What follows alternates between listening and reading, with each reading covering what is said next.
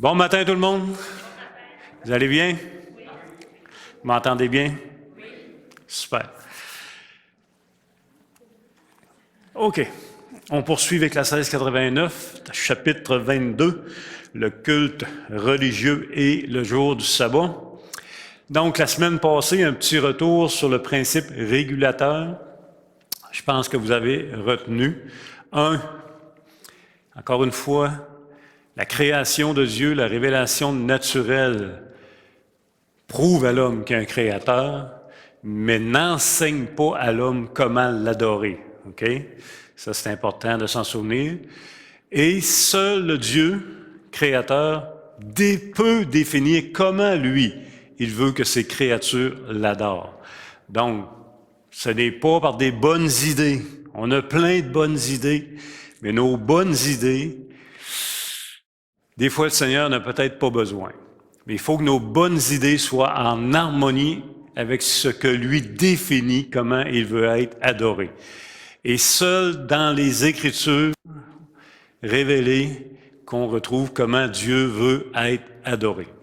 Fait que ça, puis les Écritures sont suffisantes et complètes pour ce qui est de l'adoration. Alors, qu'est-ce que le principe régulateur? C'est qu'en fait, en tant que croyant, en tant qu'Église, on doit s'en tenir strictement à ce que Dieu demande et non en ajouter ni en enlever. Donc, Dieu proscrit, donc il va demander « ne faites pas ça », ça c'est clair. Dieu va dire « faites ceci ». Mais entrons pas dans des choses que Dieu n'a pas dit de ne pas faire et il n'a pas dit de faire non plus.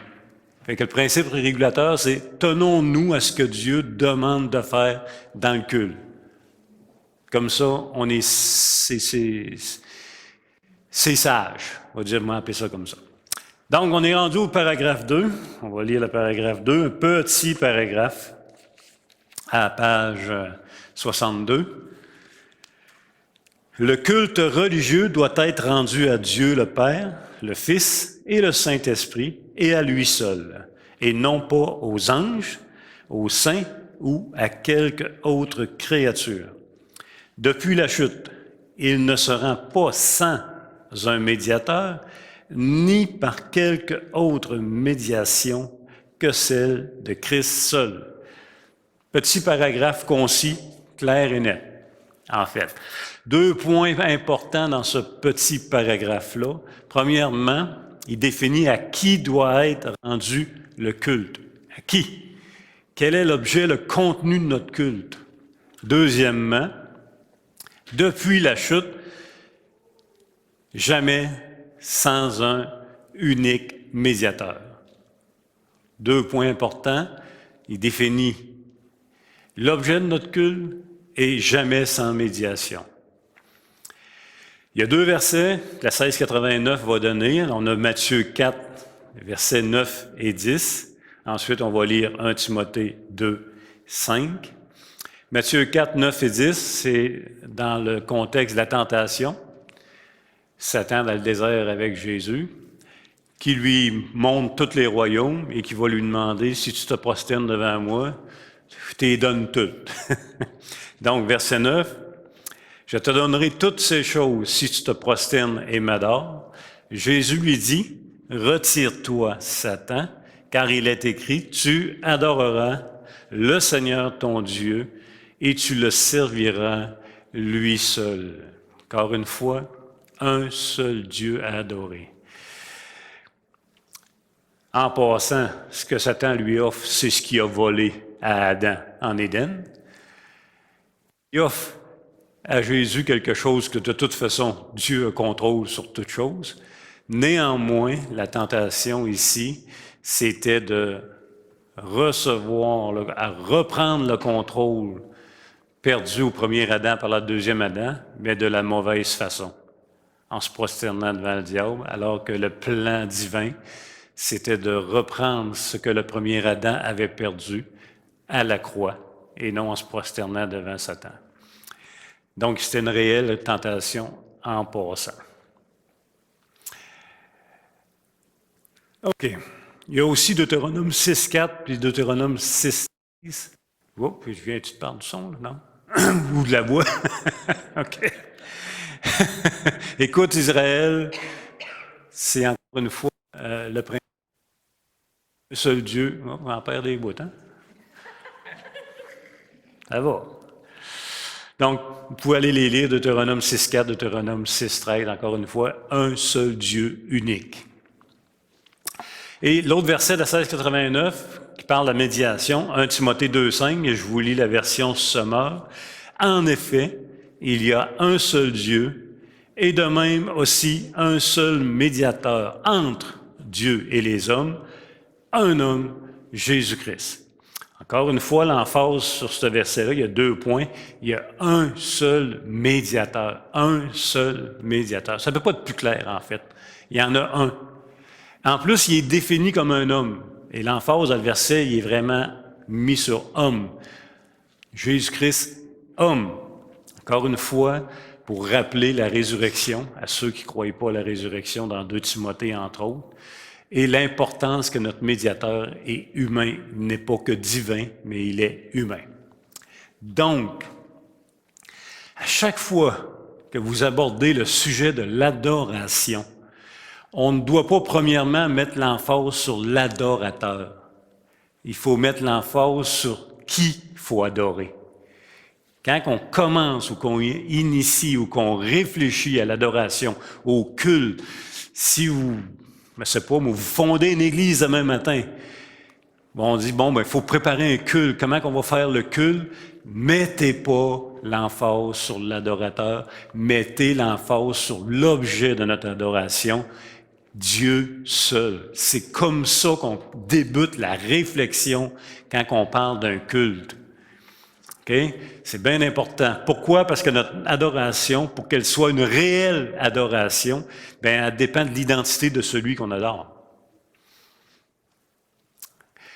Encore une fois, on a parlé la semaine passée, on peut avoir des louanges qui nous tirent une larme, là. On peut avoir des prédications qui nous tirent une larme, qui nous réjouissent, qui nous rendent joyeux, etc., etc. Mais si ce n'est pas Dieu qui est le centre de la louange, qui est au centre de l'adoration, qui est au centre de la prédication, c'est parce qu'on va te centrer sur l'adorateur au lieu de celui qui doit être adoré. À chaque fois qu'un chant ou qu'une prédication ou qu'un message élève l'homme au lieu de Dieu, c'est qu'on est centré sur l'adorateur. En d'autres mots, on fait une forme d'idolâtrie. Donc, rappelez-vous ceci dans tous les principes de votre vie. Première question, l'objet de mon adoration. L'identité de mon adoration. Est-ce que c'est Dieu seul ou autre chose? Donc, c'est un principe à mettre en application. Et en passant dans les 10 commandements, quand on avait vu, souvenez-vous, avant que Dieu dise « Tu ne te feras point d'image taillée », qu'est-ce qu'il a dit? « Je suis ton Dieu qui t'a fait sortir du pays d'Égypte, du pays dans lequel tu étais dans la servitude. Tu n'auras pas d'autre Dieu devant ma face. » Il vient de définir qui va être l'identité du culte d'adoration, Dieu lui-même. Ensuite, il va dire, tu ne te feras point d'image taillée, tu ne te prosterneras point. Donc, il y a le même principe. Avant de penser quoi faire, rappelons-nous qui on doit adorer. Ça, c'est un principe qui est important. Donc, selon les Écritures, un seul Dieu, en passant qu'il y ait 3 personnes, peut être adoré. Dieu le Père, Dieu le Fils, Dieu le Saint-Esprit. Un seul Dieu trinitaire, et c'est impossible en passant de les diviser, c'est-à-dire celui qui honore le Fils, honore le Père. Dans Jean 5, 23, Jésus dit, ne pas honorer le Fils, c'est ne pas honorer le Père qui l'a envoyé. Ne pas aimer le Fils, c'est ne pas aimer le Père. Les pharisiens rejetaient Jésus, mais disaient qu'ils avaient le Dieu d'Abraham comme père. Jésus leur dit, si vous aviez le Dieu d'Abraham comme père, vous m'aimeriez. Parce qu'on ne dissocie pas le Fils du Père. OK? Fait que ça, c'est important. De même, mentir au Saint-Esprit, c'est mentir à Dieu. Actes chapitre 5, Ananias et Saphira. Donc, déshonorer le Saint-Esprit, c'est déshonorer Dieu. Donc, il y a un seul Dieu, mais c'est le Dieu trinitaire, Dieu le Père, Dieu le Fils et Dieu le Saint-Esprit, qui est l'objet de notre adoration. En dehors de ça, c'est l'idolâtrie. On ne se comptera pas d'aventure. La 1689 va aussi donner Jean 4, les versets 23 et 24, pour appuyer le principe aussi d'adoration. Jean 4, 23, 24. Mais l'heure vient, et elle est déjà venue, où les vrais adorateurs adoreront le Père en esprit et en vérité, quand ce sont là les adorateurs que le Père demande. Dieu est esprit, et il faut que ceux qui l'adorent en esprit et en vérité. En passant, c'est vraiment intéressant ce texte-là, parce que c'est le contexte de la femme samaritaine au puits. Et souvenez-vous, la femme samaritaine, qu'est-ce qu'elle a dit? Elle a dit au Seigneur, parce que les Samaritains et les Juifs, ça avait une grosse tension entre les deux. Puis leur grosse tension venait sur le lieu de l'adoration, entre autres. Fait que la femme a dit à Jésus, nous adorons sur cette montagne, vous adorez à Jérusalem. C'est où la bonne place pour adorer? Qui a raison? Puis vous voyez ce que Jésus répond, il ne dit pas à Jérusalem, puis il ne dit pas sur la montagne. Fait que qu'est-ce que Jésus fait? C'est vraiment intéressant. Jésus annonce une nouvelle ère, dans le fond. Il annonce son royaume qui est en train d'établir. Il n'y aura plus de barrières de lieux pour adorer. Il n'y aura plus de barrières de rites pour adorer, mais c'est la présence du Saint-Esprit dans le cœur du croyant. Et les vrais adorateurs vont adorer en esprit et en vérité. Rappelez-vous aussi comment que Jésus a donné l'exemple du Notre Père. Voici comment vous devez prier. Notre Père qui est aux cieux. C'est pas d'autre Dieu. Il y a le pacte du salut aussi que vous pouvez revoir dans Éphésiens chapitre 1. Dieu le Père, Dieu le Fils et Dieu le Saint-Esprit. La triunité. Donc, la 1689 précise que le culte ne peut pas être rendu ni aux anges, ni aux saints, ni à aucune autre créature.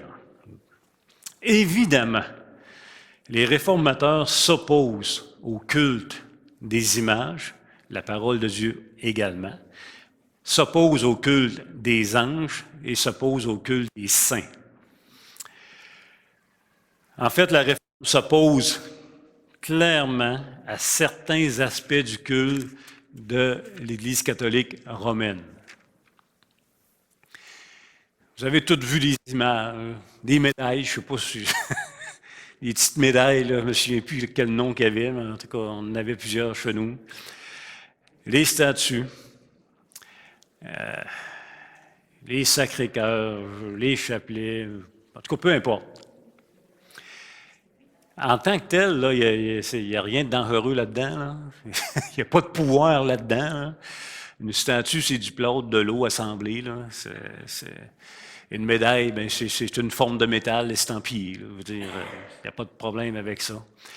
Le problème, c'est si vous lui donnez une affection. J'ai mal dormi cette nuit, ma femme riait de moi. Elle dit, essaye de dormir un peu avant de partir. C'est si vous lui donnez une affection spéciale à ces images-là, à ces médailles-là.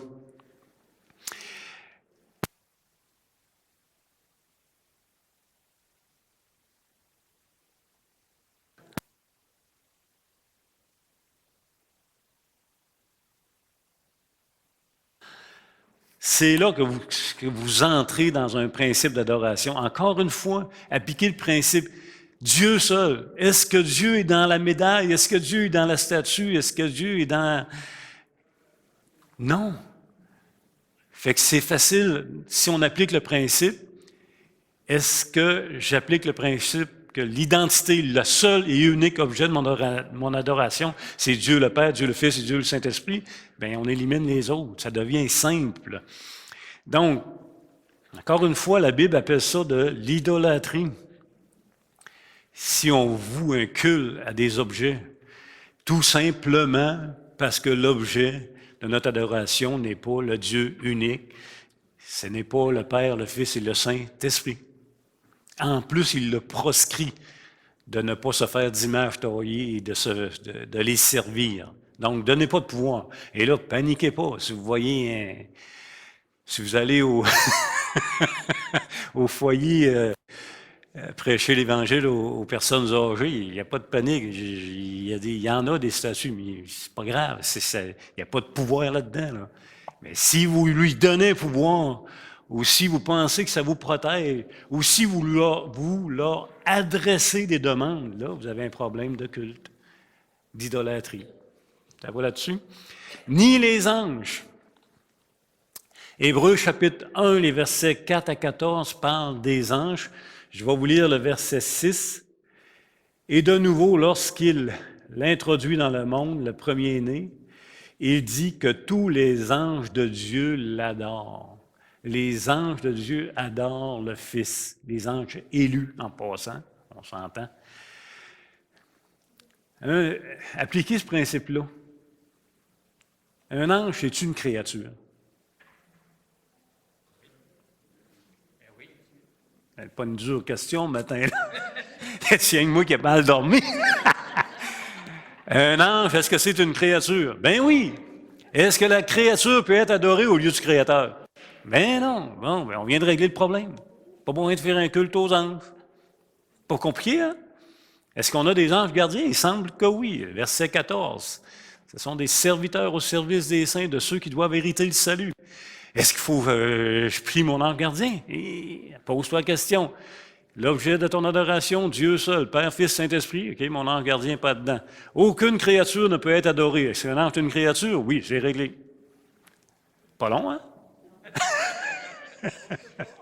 Hein?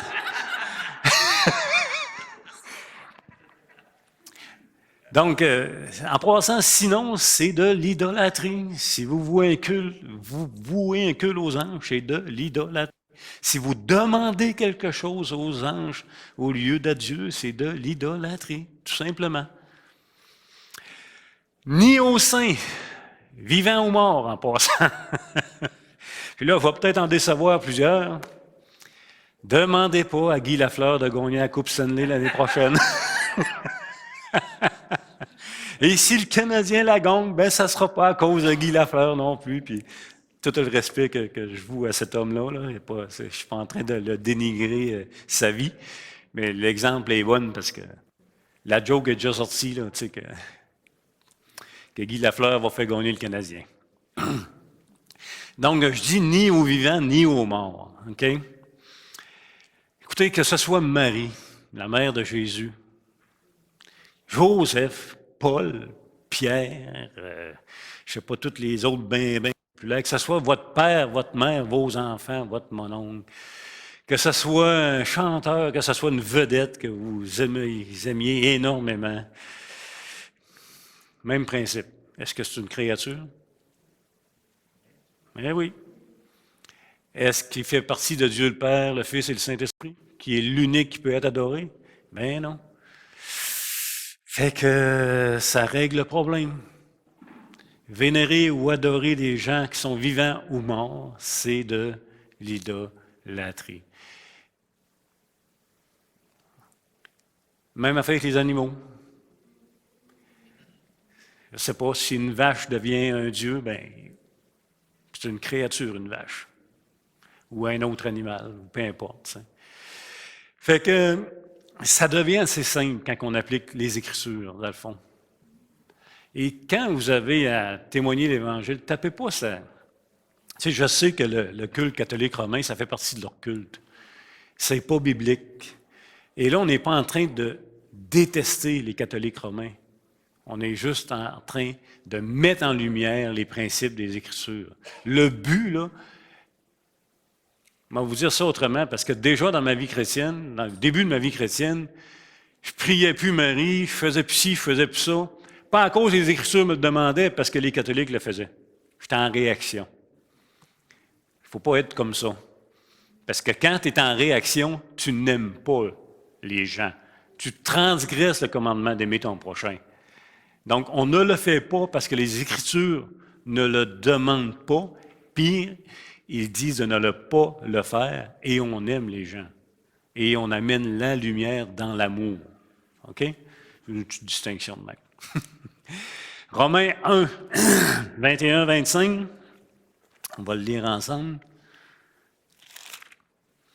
Romains chapitre 1 et versets 21-25. Ils sont donc inexcusables, car ayant connu Dieu, ils ne l'ont point glorifié comme Dieu, et ne lui ont point rendu grâce, mais ils se sont égarés dans leurs pensées, et leur cœur sans intelligence a été plongé dans les ténèbres.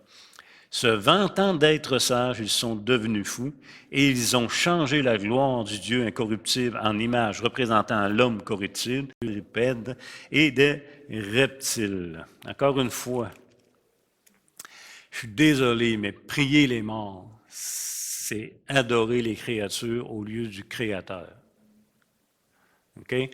Puis là, faites pas la distinction que certains font en passant dans certains courants, de dire, ben, je demande des choses aux saints qui sont morts, mais j'adore Dieu seul.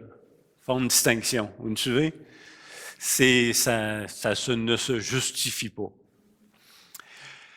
Donc, pour Paul, c'est de la folie.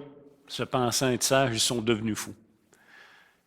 Fait que c'est clair. Encore une fois, il faut toujours appliquer le principe. Quel est l'objet de mon adoration? Quel est le contenu de mon adoration? L'identité de mon adoration? Est-ce que c'est toujours Dieu le Père, le Fils et le Saint-Esprit? On est en business. On sort de ce contenu, on est dans l'idolâtrie. C'est comme ça qu'il faut le voir. Il est unique, Dieu, et il est exclusif dans son unicité. Ensuite, la 1689 va dire « Depuis la chute, il ne se rend pas sans un médiateur. » En parlant du culte, depuis la chute, le culte ne se rend pas sans un médiateur, ni par quelque autre médiation que celle de Christ seul. Encore une fois, 1 Timothée 2,5. Un seul médiateur entre Dieu et les hommes, Jésus-Christ, homme. OK? Donc, il y a 2 points dans cette petite phrase-là que la 1689 met en lumière. Elle met en lumière une nécessité.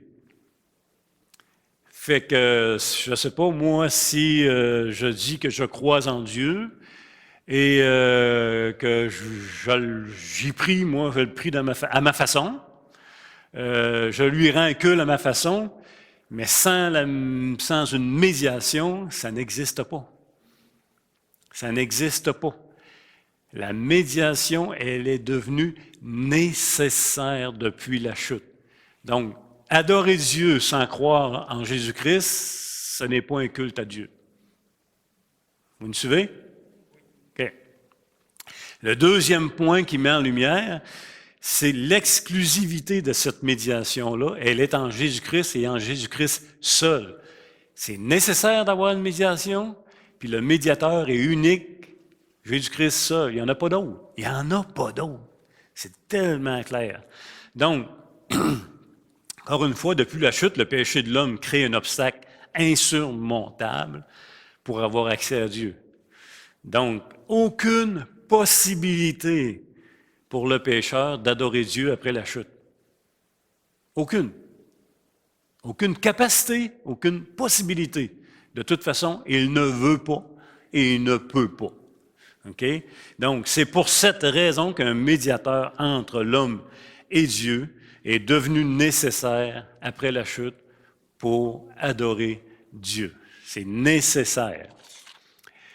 Et le premier culte de l'histoire pointe déjà vers un médiateur. Où est-ce qu'on peut voir le premier culte biblique là, qu'on voit là, dans les Écritures? Ça serait où, selon vous?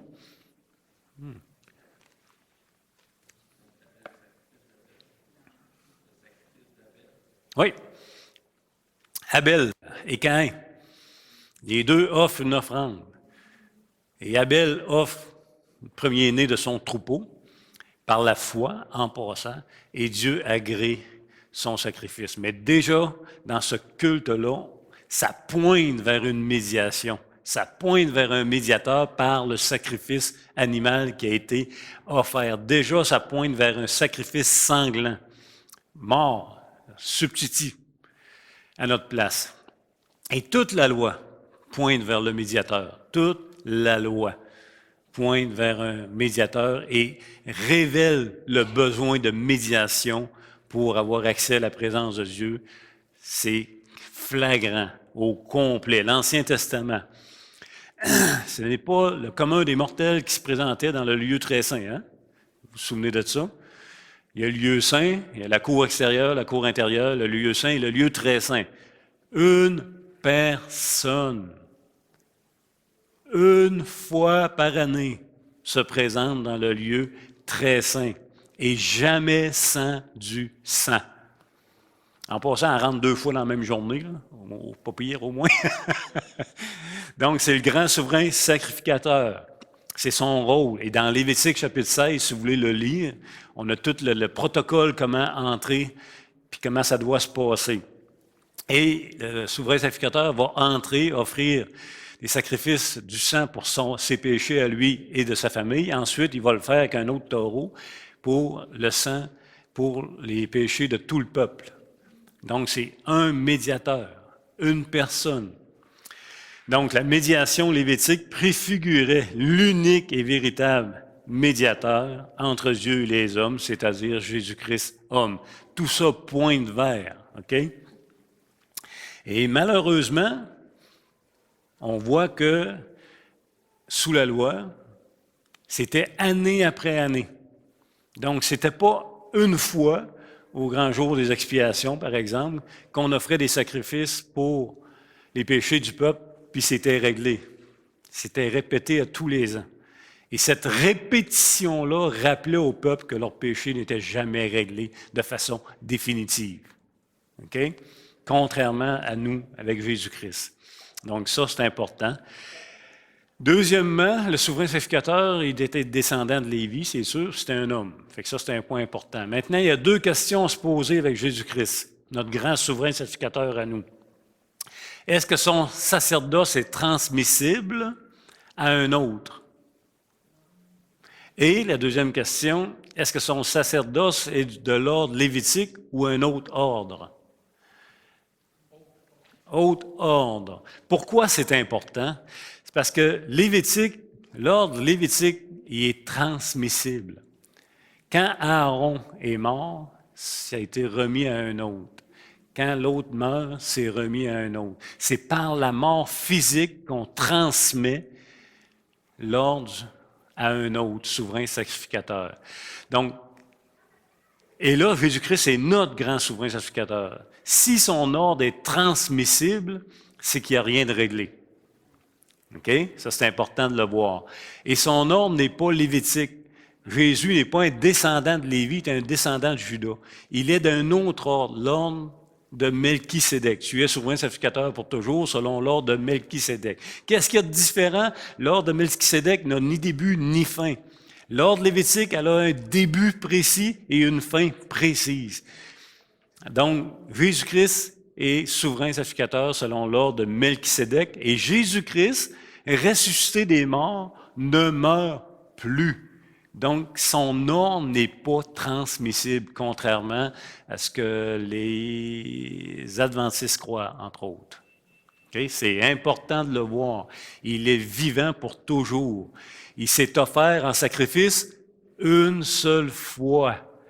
Il ôte les péchés, contrairement à l'Ancien Testament. Okay? Ça, c'est important. Hébreux 7, 24, 25, mais lui, parce qu'il demeure éternellement, possède un sacerdoce qui n'est pas transmissible.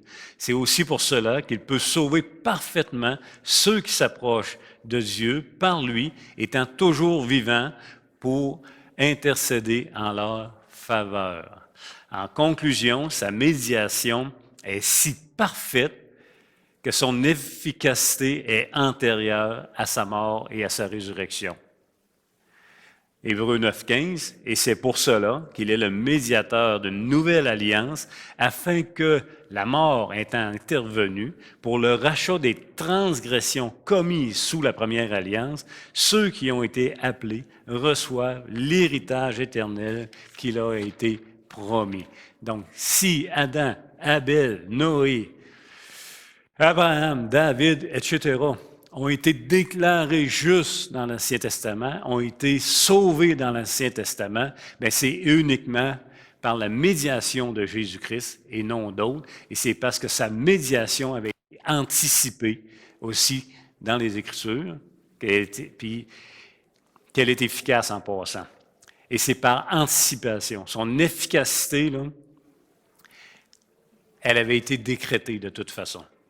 Donc oui, les gens ils pouvaient être sauvés dans l'Ancien Testament et pas par un autre médiateur ni par une autre médiation que celle de Jésus-Christ, par anticipation. Donc personne depuis Adam aujourd'hui ne peut avoir accès à la présence de Dieu sans un médiateur, puis il s'appelle Jésus-Christ, il est unique, il n'y en a pas d'autre. C'est pas Marie, c'est pas Joseph, c'est pas Pierre, c'est pas Paul, c'est pas grand-papa, c'est Jésus-Christ. Ça va? C'était le petit paragraphe 2. Bon dimanche tout le monde.